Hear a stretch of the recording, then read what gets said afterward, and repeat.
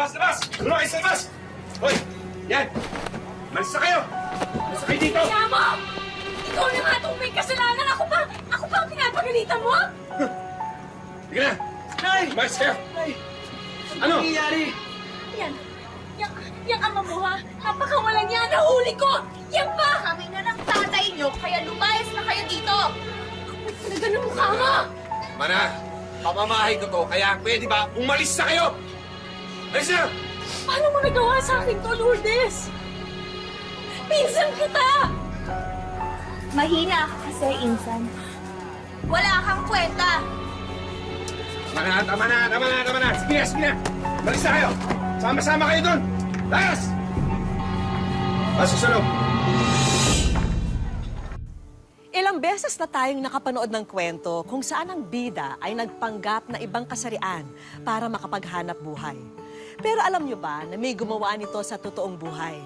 Gaya ng kwentong aming handog ngayong hapon sa Wish Ko Lang.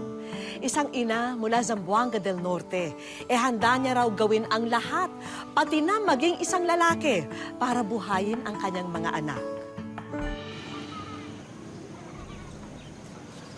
Pasensya ka na, Jessica, ha? Ito lang talaga pwede namin pahiram sa inyo, eh. Ano ka ba naman, Pinky? Kami na nga nangaabala eh. Ikaw pa nahihiya. Matagal na kasing di nagagamit to eh, kaya madumi, saka maliit. Opo. Tita, tito. Salamat ng marami. Mabuti pang ibang tao. Malasakit sa amin. Yung sarili naming tatay. Anak, masamang tao ang tatay mo. Pero tatay mo pa rin yun. Hindi ko na siya tatay! Pasensya na kayo, ha? Ano ka ba, Jessica? Pinagtatanggol mo pa ang sawa mong adik. Nung nagsabog ng kasamaan ng demonyo, sinalo niya ang lahat. Hindi naman sa ganon. Hindi ko siya pinagtatanggol. Kaya lang, ayoko lang mamuo yung galit ng anak ko sa kanya. Makakasama sa kanya yun eh. Kung sa bagay, ano nga ba balak mo ngayon? Ito nga eh. May natira pa akong pera. Siguro gagamitin ko na lang siyang pangpuhunan sa lutong ititinda ko. Sige, pahiramin ka namin ng mga kaserola at lutuan ko. Pwede ka rin magtinda sa construction site ng tanghalian. Talaga ho? Oo naman, foreman ako dun eh. Ano? Salamat. Salamat. Anak, ano nang pwede namin ng tawad?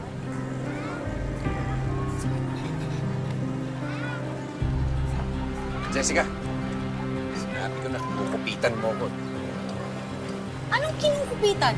Pera ko to. Inipon ko to. Inipon? Bakit kanino ba galing yung inipon mo? Di ba sa akin din? Eh, akin yan. Akin na yan. Akin na. Akin to, akin yung pera. Huwag kang makulit. Jessica!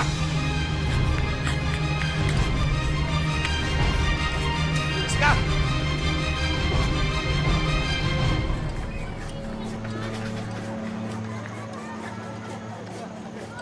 Ako, Pinky, salamat talaga sa pagtulong mo sa akin, ha? Okay lang. May kailangan Oh, mahal. kasi ako kunin kay Jerry. Kamatakot, ha? Hindi ka bubuloy ni Galo dito. Dali na lang ha, malapit na ang lunch break. Ay, naku. Okay lang po. Maraming salamat talaga, ha? Malaking tulong tong pagtitinda ko dito. Dayon, dito ka muna, may kukunin lang kami sa loob. Sige, ha.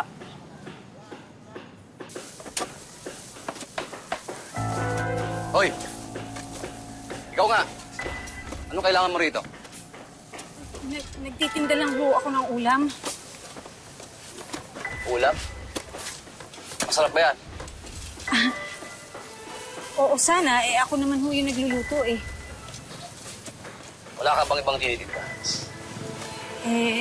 Sa ngayon po, ito lang po, eh. Ang ibig kong sabihin, wala ka bang ibang tinitinda yung mas masarap? Alam mo na yun. Bibili ho ba kayo?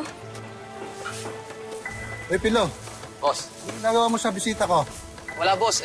Nagtatanong lang ako tungkol sa ulam. Mamaya pa ang lunch break. Bumalik ka muna sa trabaho mo. Okay ka lang? Okay lang ho ako. Tiran mo ako ng ulam, ha?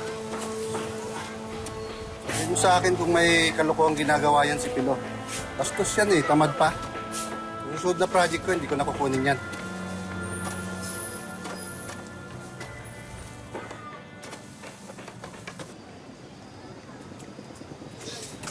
Pasensya na mga anak, ha? Konti na lang ang natira dun sa mga paninda ko. Kung kulang naman yung ulam, pwede naman tayo bumili sa labas kung gusto nyo. Bakit ganyan yung mga mukha nyo, ha? Ano nangyari sa inyo? Ano po kasi, Nay? Bayaran po ng tuition ngayon. Ikaw din ba, Michelle?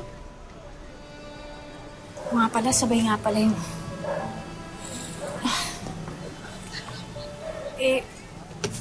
Sige, gagawa na lang ako ng paraan. Nay, hindi pwedeng galing sa puhunan nyo. Paano yung pagtitinda nyo? Huwag mo ko isipin. Ako nang bahala. Akong gagawa ng paraan. Malay mo, makabenta naman ako sa ibang lugar. Kasi, Nay, ako na lang muna huminto. May opening nag-fast food dun sa bayan, magtatrabaho ako. Sinabi ko naman sa inyo, ha? Walang hihinto para magtrabaho. Ay nako, mabuti pa kumain na nga kayo. Gutom lang yan. Sige na. Ako nang bahala doon. Oh, may kanin pa pala dito eh. Manang, sige na naman. Kulang kasi yung pera ko eh. Babayaran naman kita, promise. Pasensya ka na, hindi ako magpapautang. Balit lang kasi ito. Sige.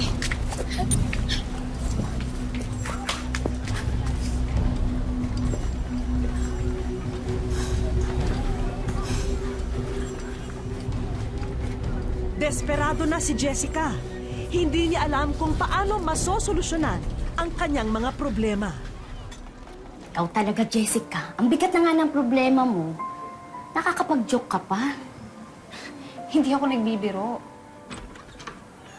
Uy, Mahal. Mabuti naman. Mahal, nakauwi ka na. Bakit? Miss mo na ako? Siyempre naman. Pero may ipapasok akong trabahador sa'yo. Bakit biglaan naman yan? Sino ba yung papasok mo? Hindi mo siya makikilala. Dapat ko ba siyang makilala? Kahit ano gagawin ko doon. Seryoso ka nga? Hindi to joke? Hindi ko na kasi alam ang gagawin ko eh. Wala na kaming pera. Paano yung mga bata? Kaya kahit ano gagawin ko, makapagtrabaho lang ako. Ano ka ba, Jess? Kakawawain ka lang doon at pag-iinitan ka ng mga tao ni Jerry. Kung hindi nila malaman na babae ako,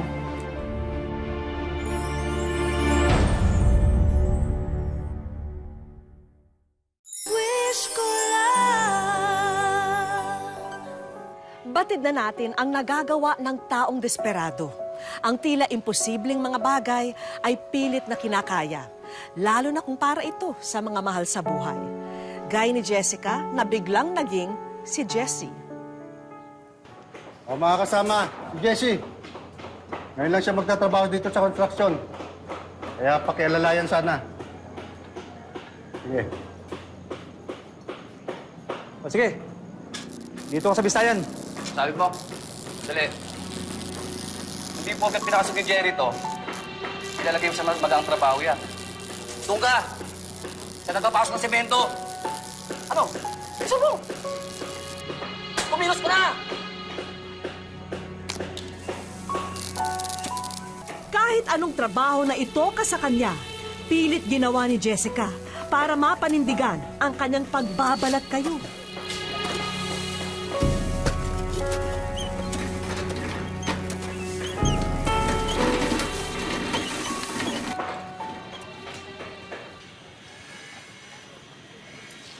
Uy, ang maganda yung ulam mo ah. Luto ni Mrs. Mrs. ko, di mo rin magluto eh. Kaya yan, bibili ko sa labas.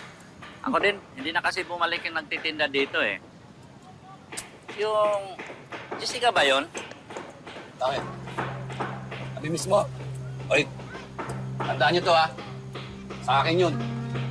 Yung dadalawin yun ha. Sa'yo na? Hirap sa inyo, wala kayong bilig sa akin eh. Alam mo, totoo niyan? Nag-date na kami noon. Pero huwag kayong maingay. Kasi, kaibigan ni Boss Jerry yun. Wala naman ako sa'yo. Maniwala kayo sa hindi, totoo yun. Alam mo ba? Ha? Nag-chance yung kukuno yun eh. Ang galing nga umalik eh. Parang parot.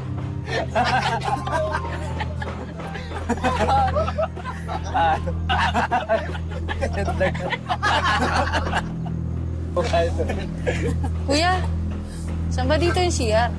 CR? Naku, pasensya ka na. Hindi pa kasi dumarating yung portalit eh. Eh kung gusto mo, tsaka doon sa may tabi-tabi.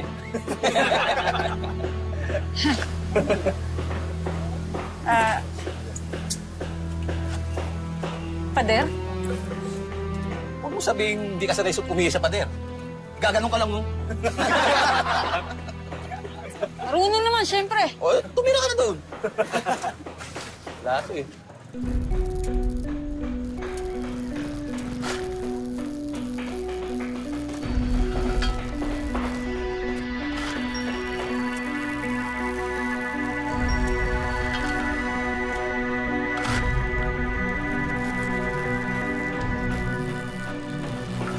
Hoy, Pino! Tawag ka ni boss. Hindi na kayo, lang ako. Pagpag mo lang yan dyan. Talaga, Nay? Nakahanap na po kayo ng bagong trabaho? Ay, oo. Actually, ano siya eh, yung tindera dun sa construction, nangailangan ng katulong. Eh, di, at least meron na akong trabaho, di ba? Kaya maghapon akong wala. Nay, baka kailangan nila ng katulong. Pwede naman ako. Pwede. Diba? Ako rin. Huwag na, naku, mainit dun. Eh, di ba, Nay, dun yung sa bagong project ni Tito Jerry? Nadadaanan ko po yung pauwi, Nay. Pwede kitang sunduin para sabay na lang tayo. Ay, naku, wag. Ay, hindi ko sabihin, wag na lang, kasi baka magkasalisi tayo. O kaya, mas mainam na yung umuwi ka na lang ng diretso dito sa bahay. Okay? Kasi, Sige po, mababantayan mo sila, di ba? Sige Hindi na, kita kumain ka kailangan na. bantayan. Lalo na to. Oo nga.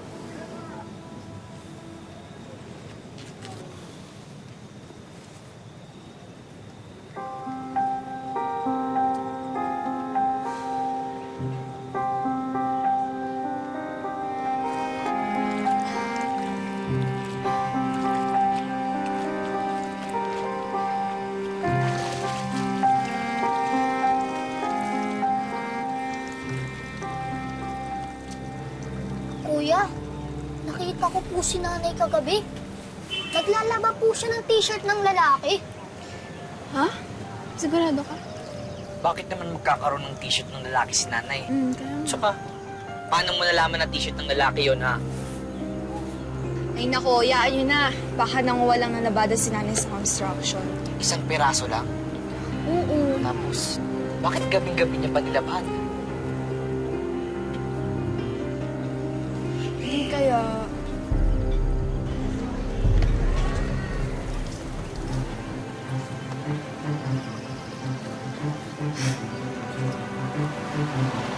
Jessica!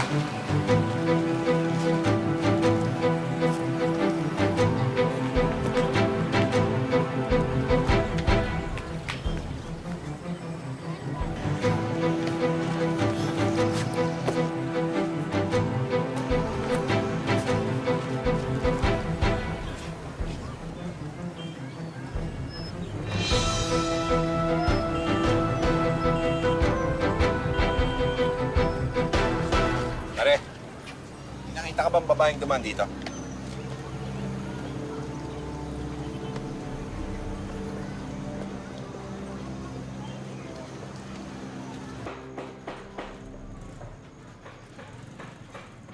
Pare, bakit ba lagi mo yung tanong sa akin ni Pulo? Ganyan talaga yun. Lalo sa mga baguhan dito. Lalo ka na. Pinasok ka ni Jerry. Ubus natin, di ba?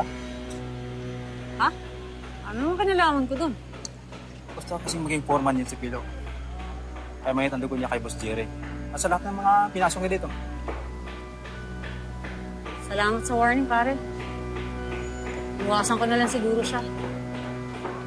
Pumasok lang naman ako dito para trabaho. Hindi naman para makapag-away.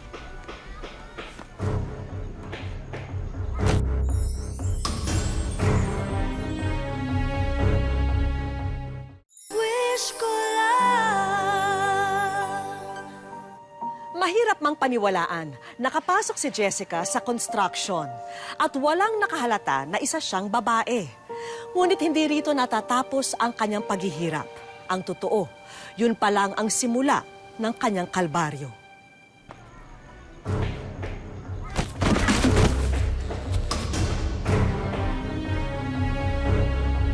Hoy! Sino ba nasa taas? Papatay niyo ba kami? Okay ka lang ba, kuya? Hindi ka ba nasaktan? JC, saktan ka ba? Okay lang ako.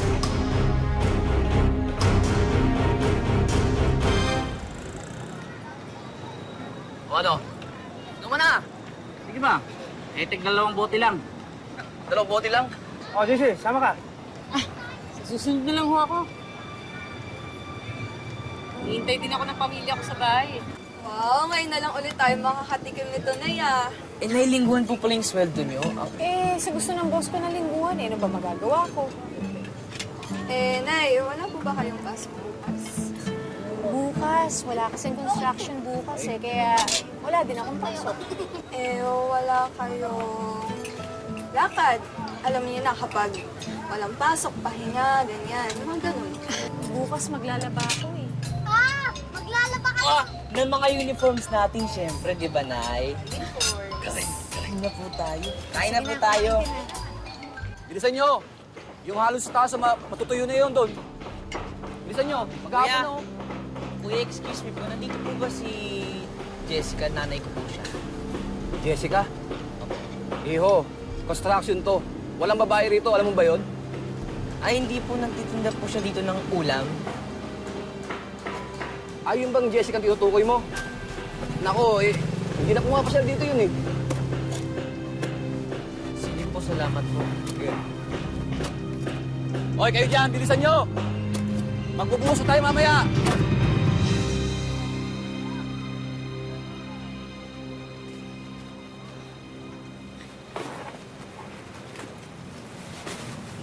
Kumusta naman kayo? Kumusta yung eskwela?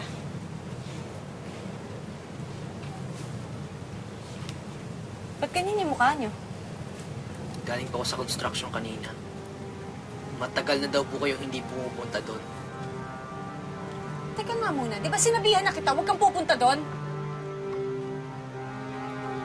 Nay, hindi po yata kayo magsabi ng totoo sa amin.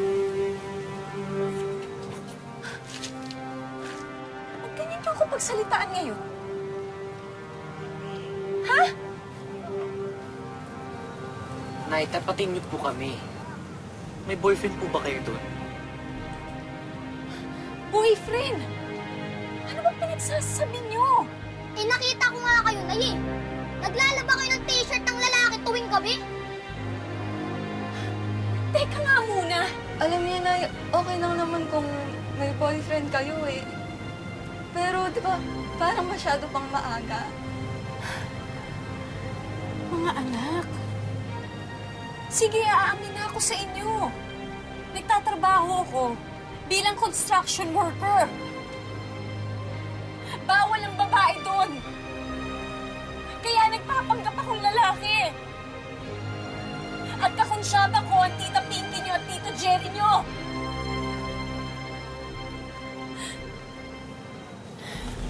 Ay, Puro paltos po yung kamay niyo.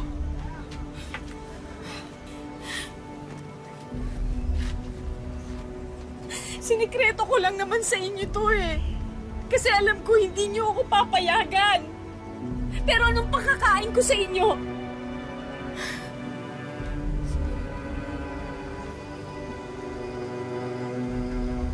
Alam niyo naman na hindi ko kayo pababayaan.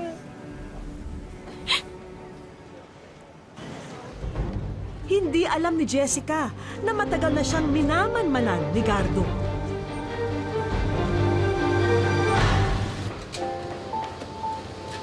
Pero naging Naging magaan naman ang kanyang pagtatrabaho, lalo pat naaminan niya sa kanyang mga anak ang totoo. At kasundo na rin niya ang ilang katrabaho sa construction.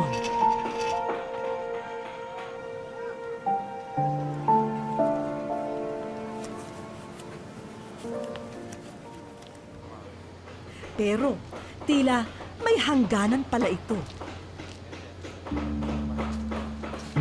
Bakit? Suspect ka sa nangyari nakawan dito kagabi. Anong nakawan? Paano nangyari yun? Paano nangyari? Ako ang nagsabi sa kanila na ikaw ang nagnakaw dito.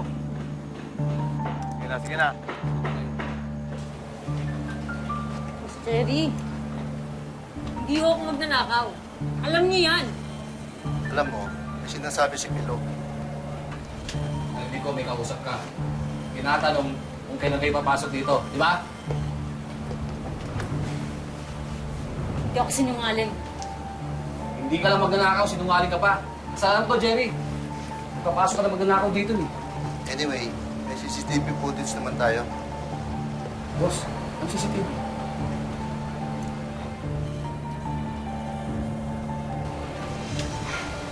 Hindi pwede na isa ako sa mga lalaki na ubad sa CCTV.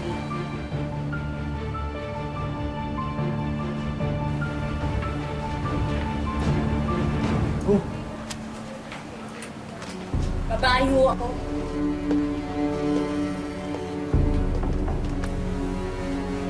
Ikaw yung Milo ah. Kailangan mo sa amin sumama sa presinto. Halika na.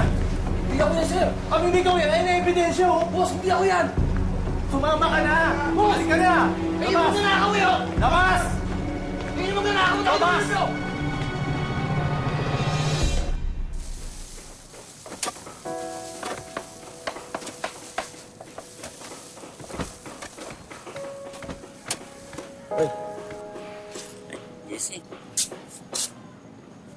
Sorry sa inyong lahat, ha.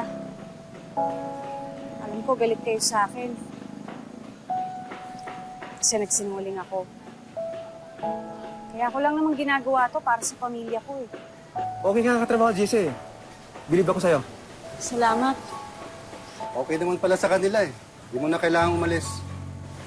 Jerry, sorry, ha. Nangako din ako sa mga anak ko na kapag nakaipon na ako dito, para sa ipupuhunan ko sa pagtitinda, titigil na rin ako. Jessica! Akala mo, hindi ko matutunton kung saan ka nagtatatago, ha? Sino to? Asawa ni Jessica. Yung nanggugulpi sa kanya, saka sa mga anak niya. Jessica, pasok ka na. Kami na bahala rito. Sandali, sandali. Wala akong atraso Pasok na, pasok na, sir. Jessica, Sama. pasok muna tayo. Dito.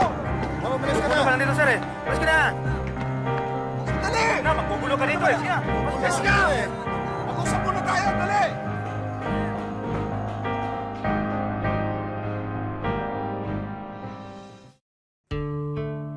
Dito sa Barangay Linabo, Dapitan, Zamboanga del Norte namin natuntun si Jessica. Hindi naman daw problema sa kanya kung sa trabahong panlalaki siya abala.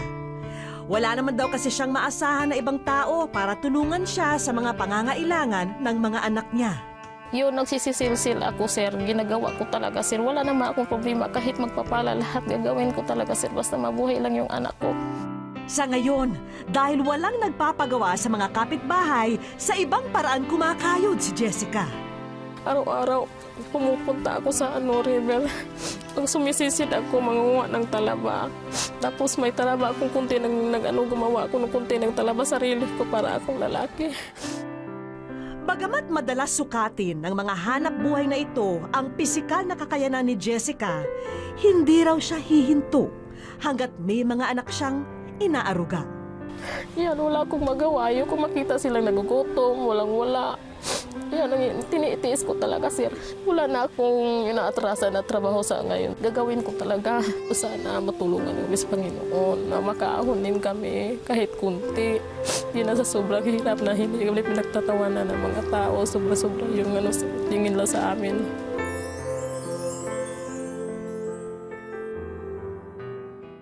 Wish ko lang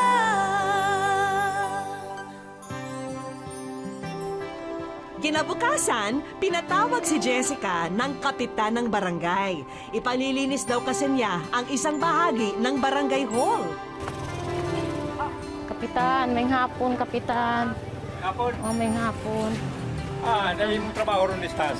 Sige, kapitan. Ang all-around wonder nanay, walang ilaksayang oras. Agad niligpit ang mga nagkalat na paso at masitera. Walang kaalam-alam si Jessica sa sorpresang unti-unting bumubungad sa kanya. Kulang. Kulang. Kulang. Ay, wish ko lang. Maraming salamat po, sir. Hindi ko akalain na talaga dumating ang biyaya ko galing sa inyo. Masayang-masaya talaga ako, sir. Hindi ko ma-explain ang sarili kung gaano kasaya ko sa araw na ito. Sobra-sobra talaga. Isa rin daw sa madalas na sideline ni Jessica ang pananahi at pagre-repair ng mga damit ng kapitbahay. Ang problema lang, Wala talaga akong makina, sir. Doon lang ako pumunta sa namin kapitbahay. Tapos nagtatahi ako kahit ano lang din, sir. Minsan nagtatahi ako ng gown. simula ngayon, hindi ka na manghihiram sa kapitbahay ng makina. Ala ka, sir. Ala ka. Maraming salamat po, sir. Naku po. Akala ko Naku, sir, hindi po ako maka-explain ganun talaga yung binibigay niyo sa akin. Si Jessica na ang may-ari ng bagong sewing machine na ito. Masayang-masaya po, sir. Masayang-masaya talaga.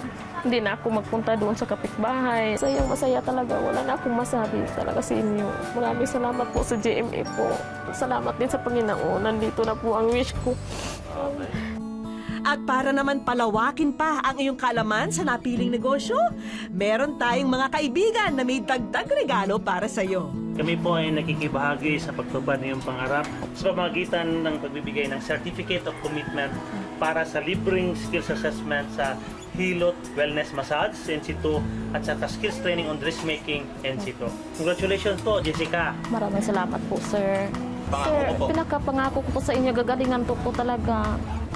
Gagamitin ko talaga yan. Yan ang pinapangarap ko naman noon eh. Nawala talaga ako ngayon. Yan, natupad na talaga ang pinapangarap ko. Hindi dapat ginagawang batayan ang kasarian upang tanggapin at bigyan ng pagkakataon ang sinuman. Sa kwento ni Jessica, napatunayan niya na sipag, pagsisikap at integridad ang tamang batayan sa pagpili ng isang manggagawa. Salamat po sa inyong patuloy na pagsubaybay sa aming mga kapuso. Hanggang sa muli, ako po si Vicky Morales at ito po ang Wish Ko Lang.